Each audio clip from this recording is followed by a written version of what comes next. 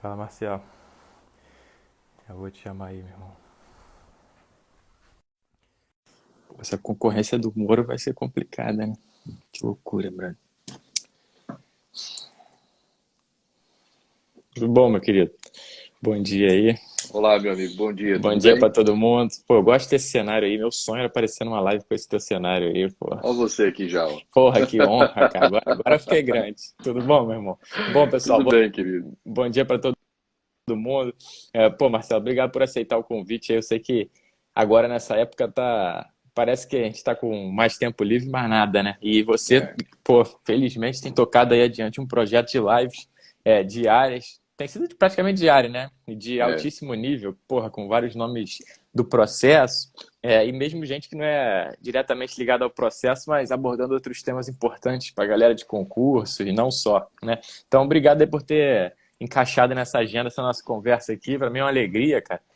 A gente nunca se encontrou pessoalmente, mas estamos sempre aí trocando figurinha no Instagram. Quando você vem ao Rio, pô, acaba que os dias não bateu de eu ir lá no fórum é, gravar. Você tem vindo bastante, você veio até bastante, né, recentemente.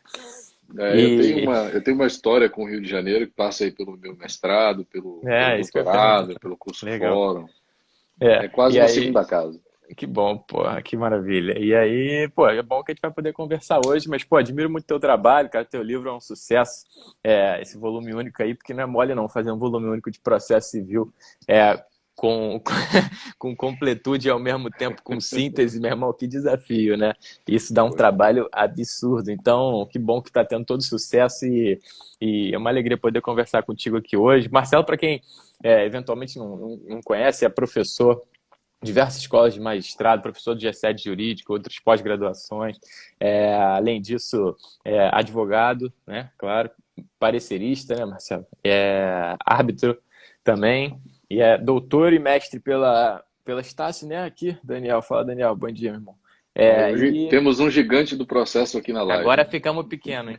É, e aí, além de tudo, é pós-doutor também, né, Marcelo? Lá pela PUC do Rio Grande do Sul, né? Foi a última recente o Foi, recente item, foi. sei que esse tripézinho tá um lixo.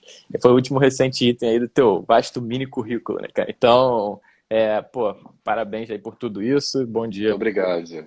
Muito obrigado. É uma honra poder estar participando da sua live, também tenho acompanhado. Queria lhe parabenizar pela iniciativa. Você tem recebido grandes nomes do direito e eu me sinto honrado de poder integrar esse hall de convidados aí para participar Taxativo, da sua live. taxativo. É um rol taxativo, Taxativo, taxativo. taxativo. Marcelo, meu querido. Cara, agora eu até, só um parênteses aí. O teu mestrado e o teu doutorado que foram aqui no Rio, e o pós-doutorado também, qual foi o tema que você abordou em cada um deles, cara, especificamente? Eu acho que eu nunca te perguntei isso. Olha, eu na Estácio, aí no Rio de Janeiro, eu fiz o mestrado e o doutorado sob supervisão do professor Lênin Streck. Então, o meu mestrado abordou a perspectiva hermenêutica do direito na pós-modernidade. A proposta foi de investigar a influência da hermenêutica filosófica na hermenêutica jurídica, Maneiro. demonstrando, ao final, os reflexos práticos desse diálogo. E aí, no doutorado, seguindo sob a orientação do professor Lênio, eu mantive a pesquisa voltada à hermenêutica filosófica, mas já com um corte para o Código de Processo Civil, para o CPC 2015. Legal. E a minha matriz teórica no doutorado está em Ronald Dworkin, Direito como Integridade, e no próprio Lenin Streck. Legal. E, poxa, num evento, cara, aqui em Salvador, onde muitas coisas acontecem, na sala VIP, onde ficavam os palestrantes, eu fui convidado pelo professor Ingo Sarlet para me submeter ao estágio pós-doutoral lá pela PUC do Rio Grande do Sul, que para mim foi motivo de muita honra, né? Sim. E foi, enfim, o estágio durou um ano, e no estágio pós-doutoral eu procurei desenvolver um pouco mais já a tese, né? Defendida no doutorado. Aí eu quis promover um diálogo entre o direito como integridade, a matriz lá em Ronald Dworkin, com os direitos fundamentais. A ideia é demonstrar que nem sempre a tradição jurídica dialoga bem com os direitos fundamentais e que, por isso, nós temos que ter ferramentas democráticas e adequadas para superar isto. para sim. atualizar a tradição. Pô, legal. Cara, Dworkin é um dos grandes nomes aí da teoria do direito moderno, né? É verdade. É, claro que não é um cara unânime, né? Mas é um dos grandes pensamentos lá nos Estados Unidos. E dentro da própria, agora, eu também estudando os precedentes, teoria da decisão judicial, né? É muito importante a gente estudar lá Dworkin também, esses nomes, para entender como é que os tribunais atuam, né? Um dos temas que acho até que ganharam alguma força com o novo código assim na academia, né? Acho que essa Ah, eu questão dos também acho. precedentes todas atraiu um pouco essa atenção, né? Então é bem, não é tão afastado da nossa realidade prática quando o pessoal escuta, pô, filosofia, teoria, o pessoal fica arrepiado, mas é absolutamente prático esse tema, né?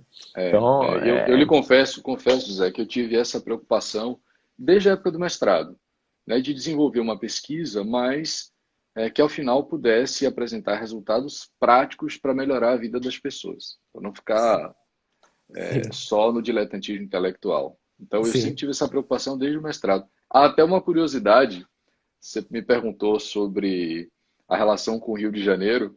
Eu fui tantas vezes ao Rio de Janeiro que quando emitiram um documento do meu doutorado, ele saiu com a naturalidade do Rio de Janeiro. Eu tive que esperar 60 dias para retificar e me encaminhar em outro. Então, se fosse, oficialmente, eu pô, que sou cidadão maravilha, cara. carioca. Dupla cidadania, cara. É quase Maneiro, isso maneiro. mesmo. É, legal, Marcelo. E no meio disso tudo, você escreveu aí teu livro. O teu livro, ele, na verdade, antes ele ia ser em volumes, não é? Ele chegou a ser publicado um Isso. primeiro volume, ia ser tipo um curso, mas os outros não foram publicados e já transformou no volume único. Como é que foi isso? Assim, de onde veio essa ideia? Eu fui convidado pela GEM para escrever um curso completo em 3 volumes. Era essa a tradição da época. Sim, E nessa linha a gente já tinha grandes nomes consagrados, né? O Câmara e tantos sim, outros. Então eu escrevi o volume 1 e ele abordou das normas fundamentais até a teoria geral da prova. Eu estava finalizando o volume 2 e aí me fizeram uma segunda proposta de condensar esses 3 volumes num volume único. Eu topei. E aí, ao invés de publicar já o volume 2, eu segurei um pouquinho, continuei desenvolvendo o texto e no ano seguinte eu acabei publicando o volume único que você está vendo aqui ao sim. fundo, ao lado do álcool gel. O álcool gel tá em todas as lives. Sertanejo, pagode e nas nossas. E confesso a você, meu amigo, que foi um desafio, porque, veja, colocar o Código de Processo Civil num volume único, em 720 páginas, incluindo aqui os procedimentos especiais, não foi fácil. Eu acho que, por conta disso, eu quase não promovo citação. É É, uma questão de espaço mesmo, né, para que o livro, inclusive, chegasse com um valor competitivo. verdade. Mas estou muito feliz com o resultado. A gente tem aqui das normas fundamentais a processo nos tribunais, comento todos os procedimentos especiais de jurisdição contenciosa, sem abrir mão da linguagem objetiva e do necessário aprofundamento teórico para preparar bem os nossos alunos, não só de graduação, mas a galera que estuda para concurso também. Ele tem quadros sinóticos, tem resumo. Sim, essa coleção é da Método, né? É uma coleção É, bem consagrada, pô. Tem vários. Foi mal. Aqueles de difuso e coletivos também é um livro muito bom lá. Até fiz a live com o fantástico. Landolfo outro dia. Agora já virou do Revolume, o negócio já tá monstruoso, né? Ó, tem Mas parceiro lá também do G7, daí é da editora verdade. Método, É é verdade. um grande curso, com certeza. Sim, e o G7 também é um curso que, cara, tá com uma seleção.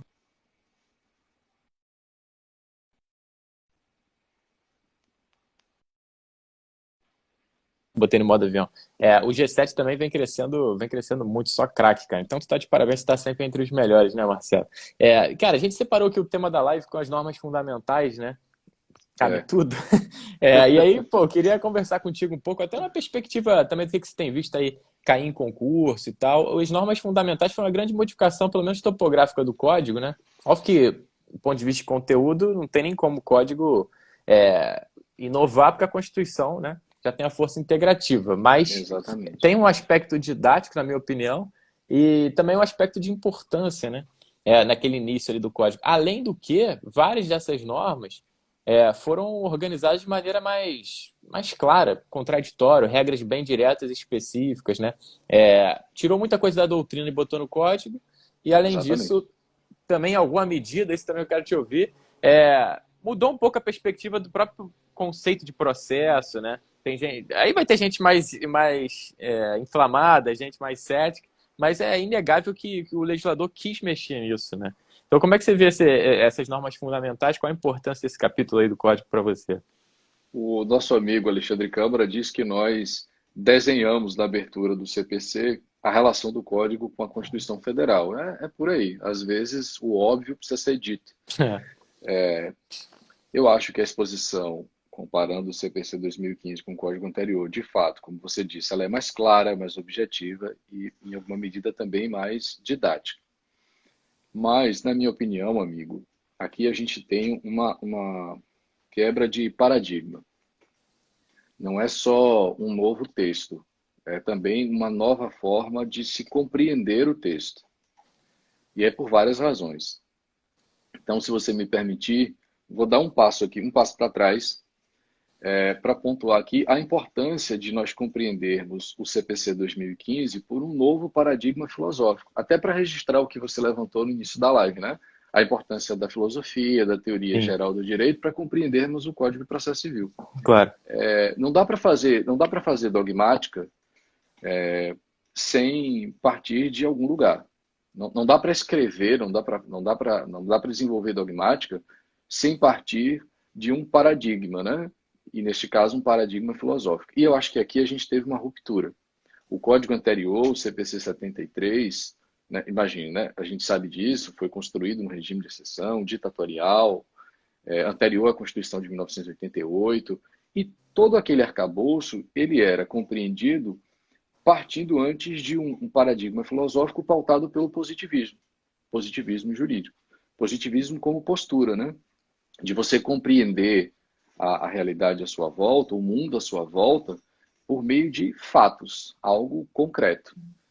Não se nega que o positivismo prestou colaborações importantes, né? O direito se afirma como ciência nesse momento. Mas, e aí sigo a linha do meu orientador lá no mestrado e no doutorado do Lênio, embora o positivismo preste grandes colaborações ao direito, né, embora ele sirva para afirmar o direito como ciência, o positivismo, em muitas das suas vertentes, aposta na discricionariedade judicial. E a gente consegue perceber isso em diversos momentos do código anterior. Livre convencimento, para dar um exemplo disso, né? Eu ia perguntar isso para você. Já vi que o É, livre convencimento para você não foi e extirpado, né? E o eu não Lênin vai muito nessa linha, né? eu vou fazer uma consideração final sobre isso, mas veja, aqui a gente tem um paradigma filosófico pautado no positivismo, que empresta áreas científicas ao direito, mas que também, eu diria que potencializa a discricionariedade judicial. Para falar do Kelsen, o Kelsen não escreve sobre a teoria da decisão. Tanto que no capítulo 8º da Teoria Pura do Direito, você sabe, ele diz que a decisão é um ato de vontade, é um ato político. E é nessa linha que a gente compreendeu, partindo desse paradigma filosófico, que nós compreendemos o CPC 73. E é claro que, partindo desse paradigma filosófico, pautado na discricionariedade, compreendemos a partir daí o CPC 73, você conviveu durante muito tempo com discricionariedade judicial, com livre convencimento motivado, com decido assim porque eu penso assim. Tem um voto do ministro Humberto Martins, do STJ, você sabe, emblemático, julgando um agravo interno, ele diz, não me importa, abre aspas, É. não me importam o que pensam os doutrinadores, decido de acordo com a minha consciência. Ninguém nos dá lições, não somos aprendizes de ninguém, doutrina que se amolde ao meu pensamento. Esse é o pensamento da maioria dos ministros do STJ. Então, decido assim porque eu penso assim também revela um aspecto importante, que é o da filosofia da consciência. Aí você agora tem a Constituição de 1988, ela rompe com tudo isso, por quê? Porque com a Constituição de 1988 a gente passa a ter uma preocupação maior com a produção democrática do direito, em todas as suas esferas, todas elas. Não dá para você sequer compreender o que é sistema processual, o que é processo civil, sem pressupor na base a democracia, que está sendo, né, constantemente atacada.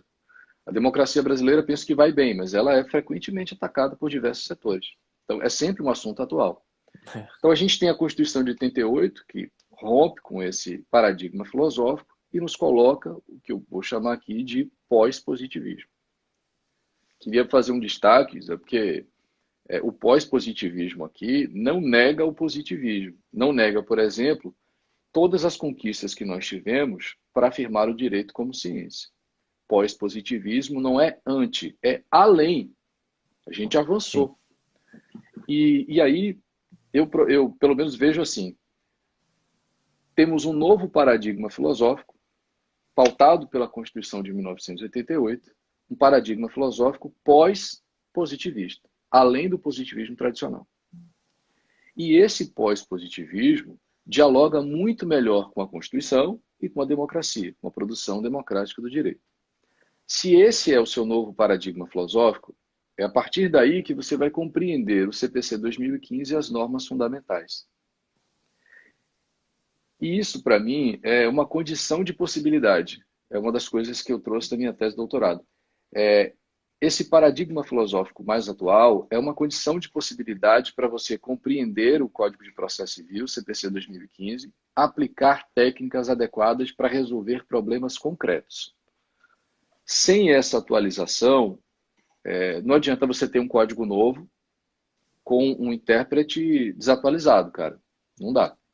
Sim, Não adianta você ter um capítulo de normas fundamentais super atual se o cara olha para aquilo com premissas antigas. Não vai dar certo. Não vai dar certo. Sim. Você não supera essa arbitrariedade só com a caneta, só com o artigo.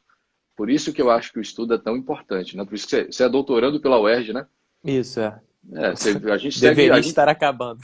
A gente segue estudando porque penso que acreditamos nisso. O estudo transforma. Exato. Marcelo, concordo contigo, cara. Mas a Constituição, em grande medida, como você falou, ela já deveria ter imposto essa modificação toda da leitura, né? Você sentiu isso com a Constituição? Você acha que teve uma mudança real? Ou o Código atual ele vem ser uma peça realmente importante nisso?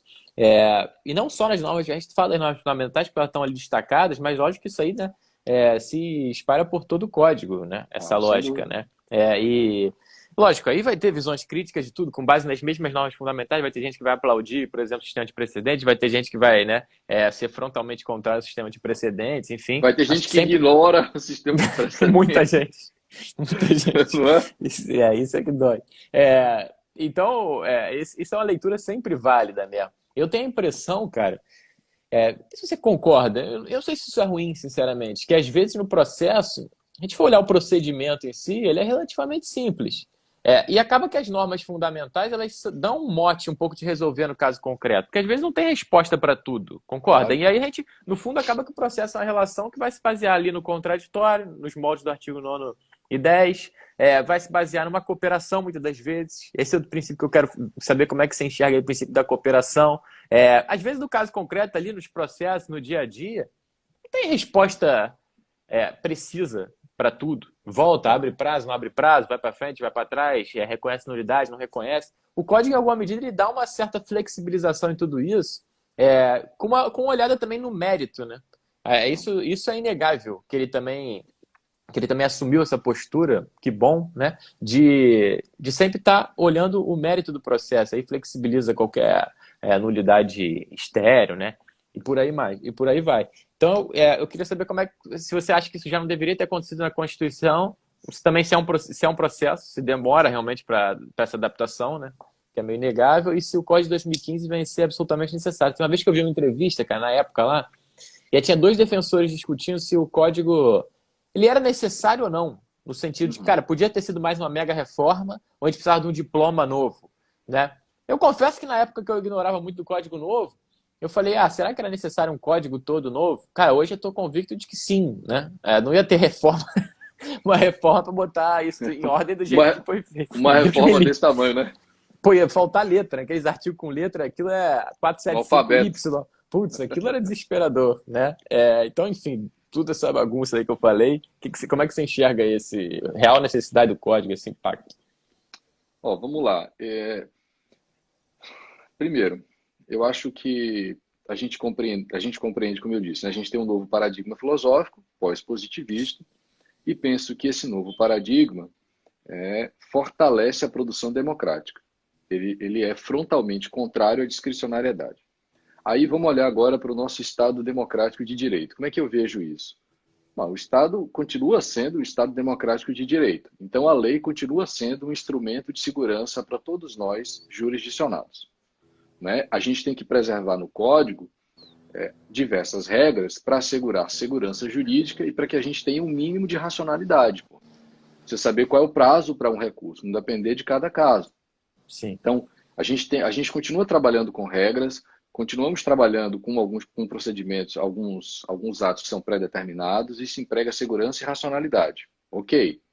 Mas é um Estado democrático de direito. E o que eu acho? Eu acho que essa locução não traz só a segurança da lei, como o valor da democracia.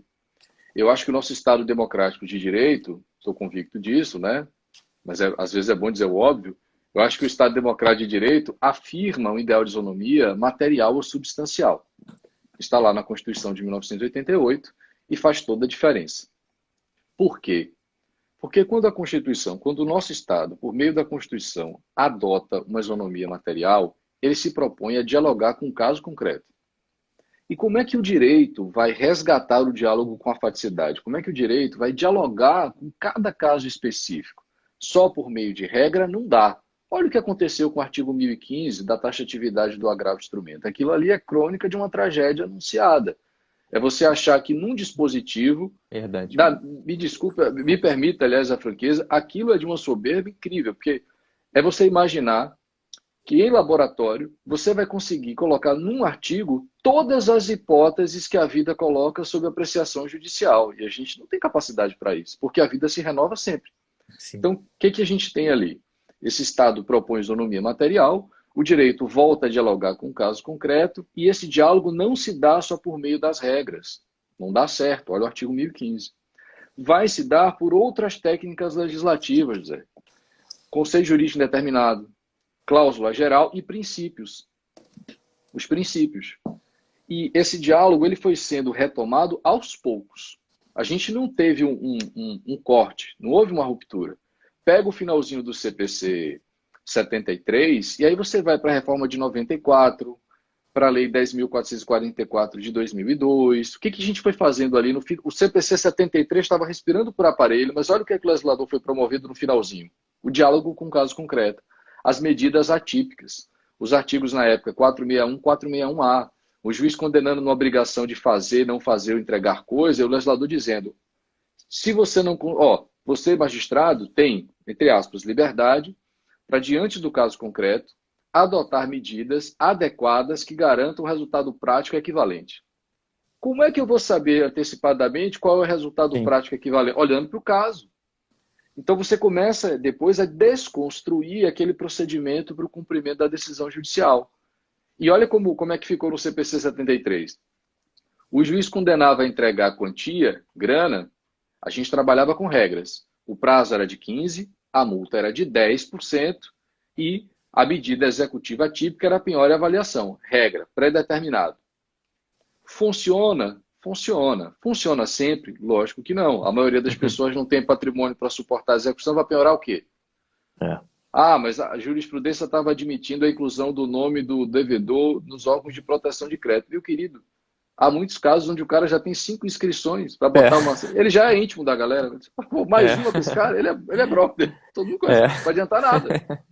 Agora, quando era para condenar numa obrigação de fazer, não fazer, entregar coisa, olha como no finalzinho do CPC 73 a gente já tinha mudado. O juiz condenava o réu a adotar um comportamento. O Câmara tinha um exemplo muito legal, que era na construção de um muro. Beleza. Mas qual era o prazo? O prazo era razoável. Qual era a multa? A multa era proporcional. E qual era a medida? A medida adequada para garantir o resultado prático equivalente. Aí imagine eu sou advogado, né? Imagine o cliente me perguntando, doutor, ganhamos a causa? Ganhamos. Vou esperar quanto tempo? Você vai esperar um prazo aí que o juiz vai marcar. Mas qual é o prazo? Um prazo razoável. Ele já conta com a multa. Tem uma galera que vai demandar e já conta com as assistentes a multa para ter um reforço no orçamento. Então, o seu cliente sabe da multa, ele vai lhe perguntar, pô, esse prazo é razoável aí, mas o cara não cumpriu. A multa vai reverter para mim. Quanto é a multa diária? É uma multa proporcional. Nada. A multa não funcionou. E agora vem o quê? Vem uma medida. Qual é a medida, doutor? Adequado. Percebe? Você está utilizando termos vagos. E por que você faz isso? Isso é uma Porque tendência legislativa geral do século XX, né, Marcelo? exatamente, esses termos são mensurados no caso concreto, para que, diante do caso concreto, você, em contraditório, cooperando, respeitando a tradição jurídica, construa respostas adequadas. A gente fez isso no finalzinho do CPC 73 e ampliamos essas possibilidades do CPC 2015. Por quê? Porque você vai lá para o artigo 536, as obrigações de fazer e não fazer, o juiz pode adotar medidas adequadas. O 538, para entregar coisa, faz remissão ao artigo 536. Então, resumindo, o CPC 2015, quando trata do cumprimento da obrigação de fazer, não fazer ou entregar coisa, já trabalha com princípios. Prazo razoável, tá vendo? Multa proporcional e medida adequada. Só que a gente estendeu isso para as obrigações de entregar quantia. E aí você vai para o 139, inciso 4. Não foi uma grande inovação, a gente só ampliou para pegar também a galera que entrega grana. E aí a gente tem as medidas executivas atípicas, né? Que estão agora sendo debatidas. Por quê? Porque a gente só vai saber se a medida atípica é ou não adequada olhando para o caso concreto. Então, eu acho que é assim que o CPC 2015 vai dialogando com a especificidade da demanda. Você vai perguntar, pô, a gente tem algum prejuízo de segurança, previsibilidade? No início, sim. Exato. Mas aos poucos, o STJ vai, né, é o guardião da lei federal, Código de Processo Civil, aos poucos o STJ vai fixando, vai estabelecendo a moldura, né, vai fixando os parâmetros para o que é adequado em situações semelhantes.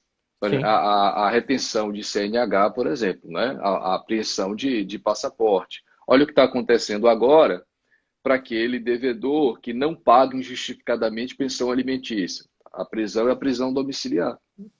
Tamo Olha junto. assim, pô, você tem que dialogar com o caso concreto. A pandemia tem mostrado isso. Se a gente tivesse amarrado, só com regras, essa situação que é excepcional faria com que o código prestasse um desserviço. Se você tivesse sempre a mesma resposta sem considerar a especificidade. Então, eu acho que é assim que a gente vai dialogando. Sim, essas cláusulas de abertura são, além de que a gente falou, de serem uma tendência legislativa, é meio inegável imaginar que isso não vai ser sempre assim daqui para frente, pela modificação dos tempos, né, absolutamente veloz hoje. São realmente essa atipicidade geral. Eu acho que ela colabora com o processo, né? Com o resultado efetivo do processo e com o resultado adequado mesmo. Do mesmo lado que a gente está numa ciência absolutamente, tradicionalmente, né, atrelada às regras, né, procedimentais, e tem que ser o que você falou assim, ter um mínimo de segurança também, né? E, de outro lado, a gente percebeu já que não adianta prever tudo. Eu acho que o código fica meio do caminho. Eu achei interessante você falou aí do artigo 1015. Se a gente olhar ele pela ótica da isonomia, que última análise é o que fundamenta, né, a mitigação, apesar de ninguém falar isso expressamente, ele tem até uma certa inconstitucionalidade ali, parcial, né? Ele vai se revelar insuficiente, antisonômico em alguns casos, por isso precisou dessa abertura, né? Então é engraçado como o código, em certos pontos, ele aposta em uma rigidez para gerar, talvez, uma maior segurança jurídica, que nesse caso acabou não se confirmando, né? Não passou a primeira prova aí, o 1015, acho que não passou, né? E para dar uma segurança jurídica, mas, por outro lado, ele realmente abre essas portas aí de maior liberdade do juiz. E aí a gente volta para aquela discussão se o código é publicista ou privatista. Tem uma coisa nem outra, né? É um misto ali, e não tem que ser também uma coisa ou outra. São essas discussões acadêmicas que a gente fica a pegar. Exatamente, mas tem que ser, né? O conceito aprisiona, né? Tem que ser. Ou não estamos sempre em construção, né? Sim, é que nem os precedentes, né? Muita gente vai falar, o que a gente tem aqui não é precedente. Tá bom, não é o precedente do common law, mas, cara, é um precedente brasileiro. Pra gente, esse sistema que funciona. Não sei, se tem alguma visão crítica dos precedentes também, ou você vê eles como bem-vindos, assim, no sentido, pelo menos aqueles indubitavelmente vinculativos, né? Teses fixadas repetitivo, IAC. Eu sou entusiasta disso. Eu acho até que para fechar essas cláusulas gerais, a gente deveria o quanto antes pacificar isso, né? Estimular a jurisprudência, porque é muito ruim. Pô, e a gente continua vendo isso e vai ver também, que é do jogo. é do caso concreto, que, pô, uma turma do STJ entende que, por exemplo, estabilização da tutela. Caraca, eu não sei o que o STJ acha. É até difícil falar em aula, o STJ acha isso. O STJ raramente acha alguma coisa, ou o STJ, concorda? É sempre Hoje ter que foi ter assim mesmo. cuidado. É assim, cada turma pensa de uma forma, e é lógico, é do jogo isso também. Até tem uma pacificação, mas eu sou entusiasta de que isso tudo fosse pacificado o quanto antes por esses instrumentos concretos, eu acho. Pô, e isso é interessante, uma vez eu li também um texto lá, do Louis Caplo, lá nos Estados Unidos, ele fala o seguinte, análise econômica do direito, que essas técnicas de cláusula geral, elas são as mais econômicas do ponto de vista legislativo, porque elas Sim, demandam, né, uma menor discussão legislativa para ter um comando específico. É, sim. e óbvio que isso demanda uma maior atividade judicial no outro momento, claro, do ponto de vista da análise econômica. Só que se a gente tem essas teses fixadas, além de serem econômicas no processo legislativo, se também se abrevia aquilo do ponto de vista judicial. O juiz que tem uma tese fixada, ele aplica prontamente. Então, acho que essa combinação é uma boa combinação. Eu acho que isso não é da noite para o dia, né? Mas eu, Olha, eu particularmente sou favorável a isso. Não sei como é que você vê o sistema dos precedentes aí eu brasileiro. sou, eu sou favorável. O Peter Haber ele tem uma consideração muito interessante, né? A gente não importa de maneira acrítica nenhum sistema, nenhuma ideia. Essa ideia ela é compreendida e aplicada num sistema jurídico, mas já com influência daquelas peculiaridades. E é bem por aí.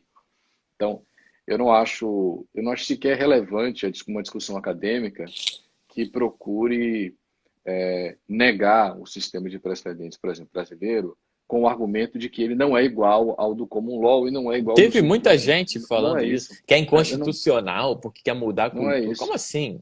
Não, Qual o não, problema? acho que não é por aí, né? Acho que não é por aí.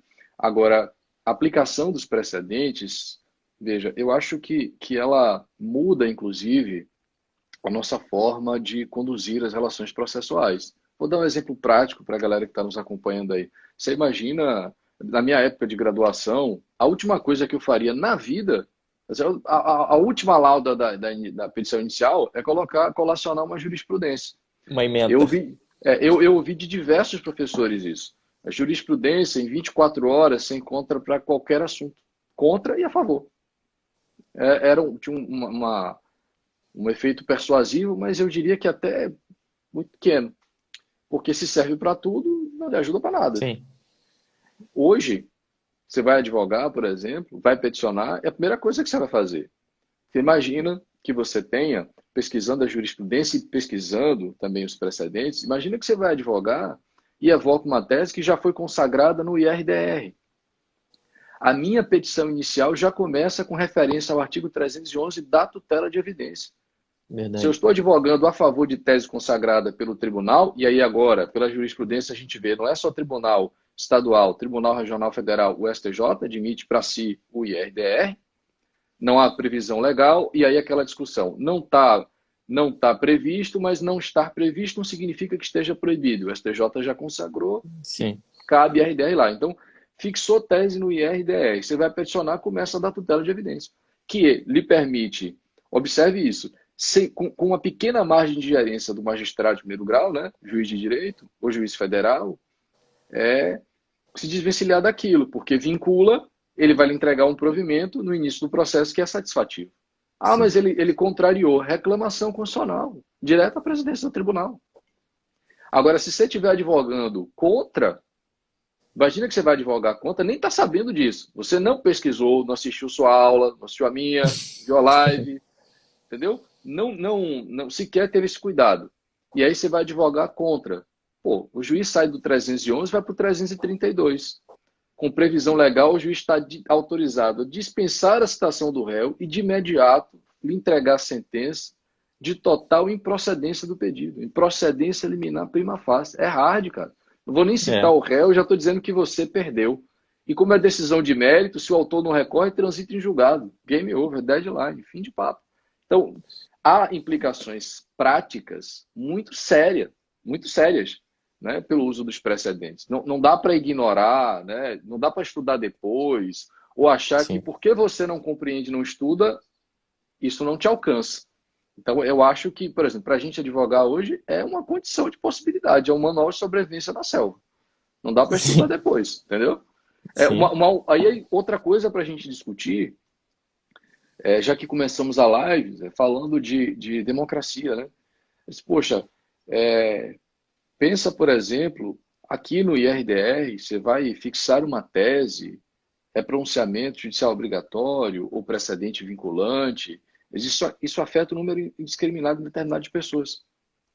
Então, eu acho que aqui vale muito uma colaboração da doutrina, que afirma um microsistema de formação, por exemplo, dos precedentes. Por quê? Porque, havendo esse microsistema, a gente emprega para a formação deles, dos precedentes, uma ampliação do debate com audiência pública, uma fundamentação ainda mais qualificada, para assegurar que o resultado seja um resultado democrático. Você imagina, você não tem condição nenhuma de participar, nem para dizer, para levantar um ponto importante na hora de fixar a tese, mas no dia seguinte você é alcançado por ela ou para ter Sim. tutela de evidência ou improcedência liminar. Então, o Código de Processo Civil já apresenta essas ferramentas. Amicus Curiae 138, audiência pública, fundamentação qualificada, ampla publicidade, e a gente tem que exercer tudo isso. É novo, mas a gente tem que exercer isso para Sim, assegurar a produção democrática do resultado.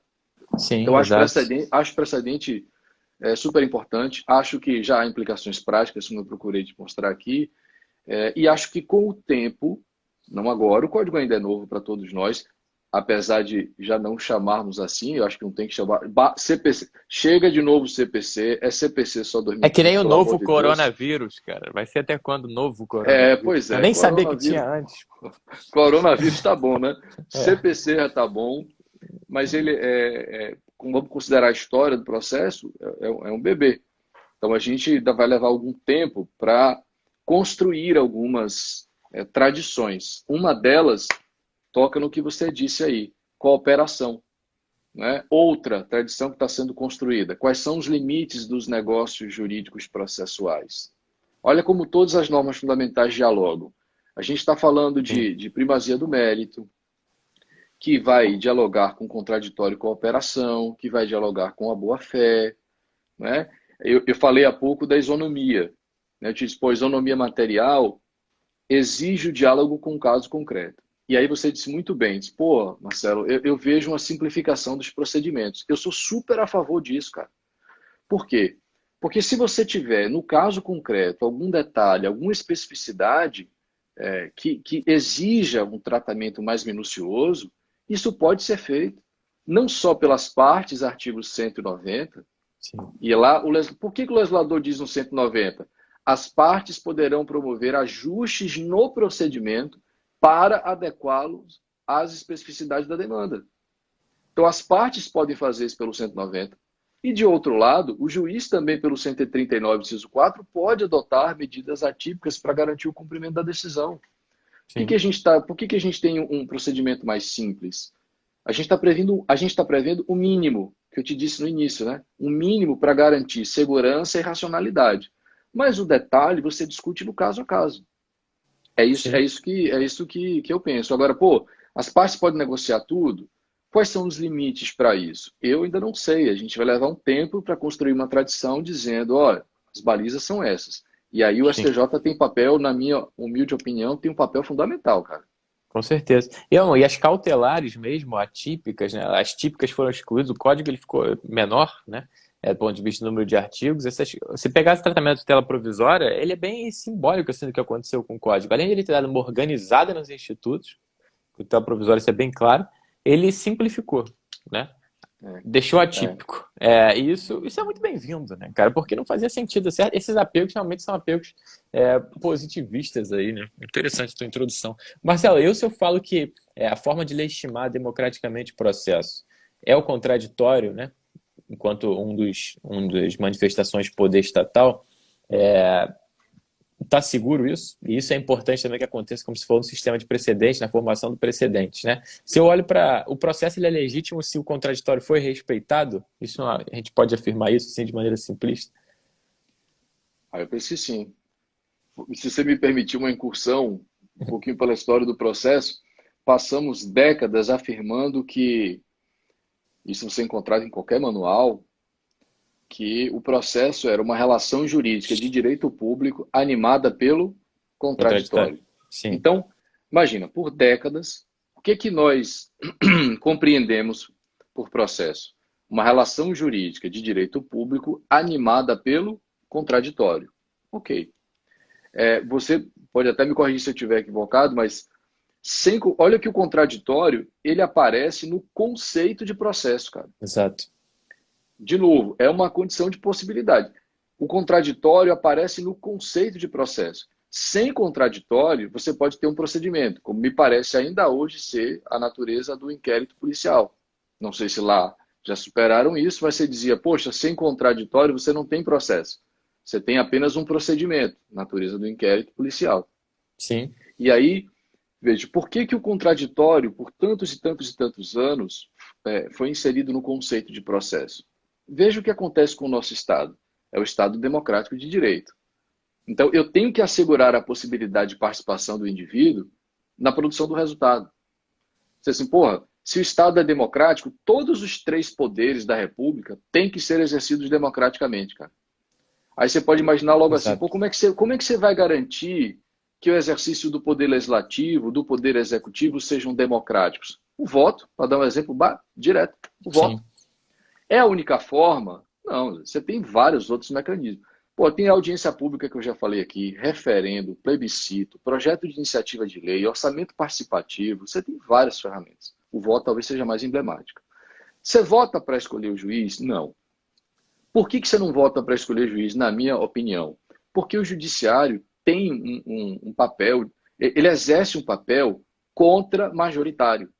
Por isso, inclusive, né, eu rechaço a ideia de você estar escolhendo o juiz. O juiz não tem que ir para a galera.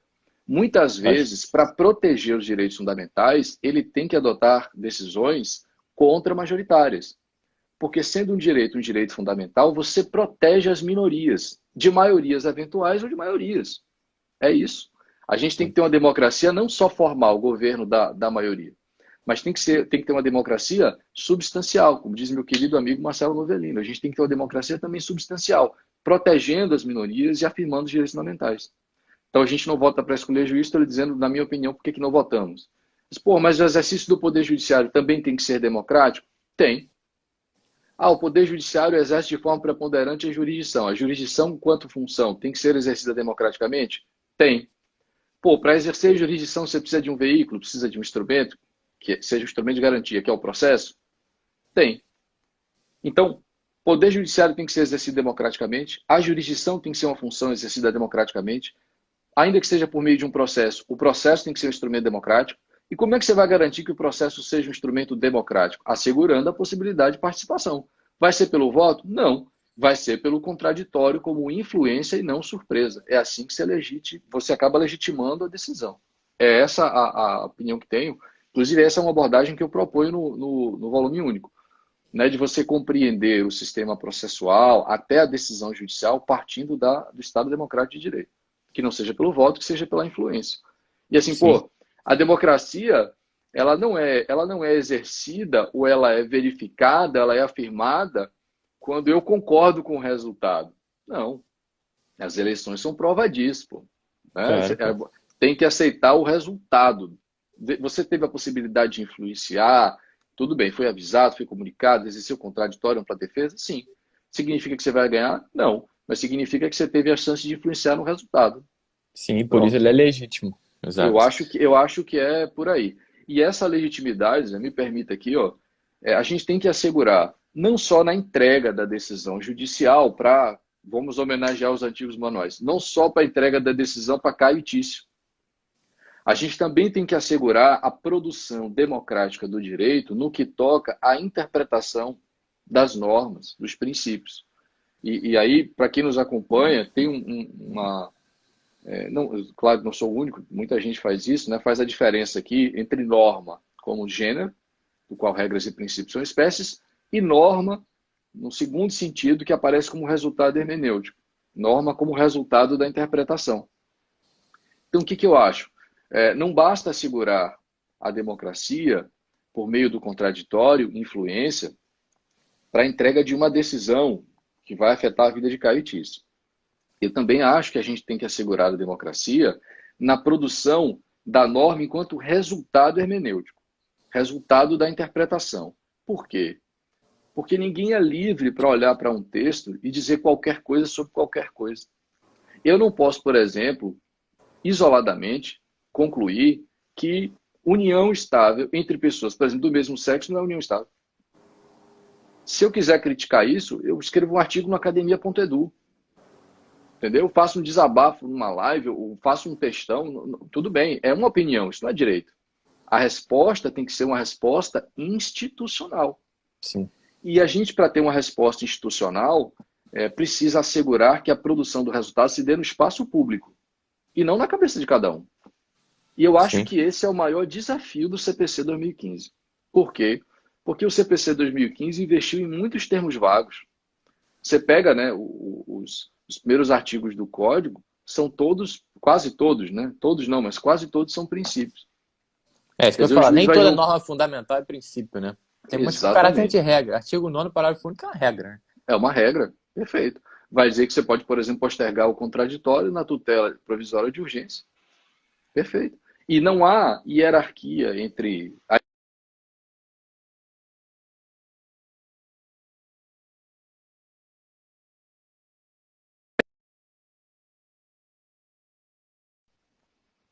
Né? Não vejo hierarquia entre regras e princípios. Acho, inclusive, que muitas vezes violar uma regra é mais grave do que violar um princípio.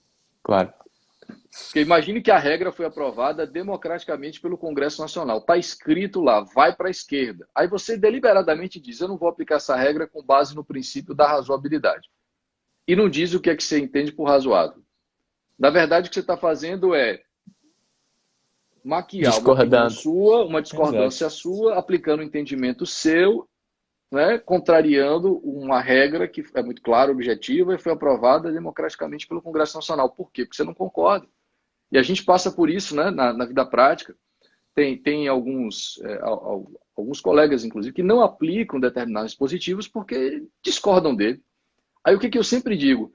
Cara, a fase de debater e discordar disso aí É. passou. Se você quiser mudar agora, você se candidata nas próximas eleições, manda um projeto para o Congresso e altera o prazo, altera o dispositivo. E isso já foi feito no código. Já foi feito. Um exemplo, para encerrar esse raciocínio, um exemplo. Você pegar as causas de suspensão de prazo. Mas, pô, ninguém tinha imaginado o seguinte, peraí, e se a mulher, se você tiver um único advogado na causa e ela for mulher, e no curso do processo ela advoga em causa própria e deu à luz?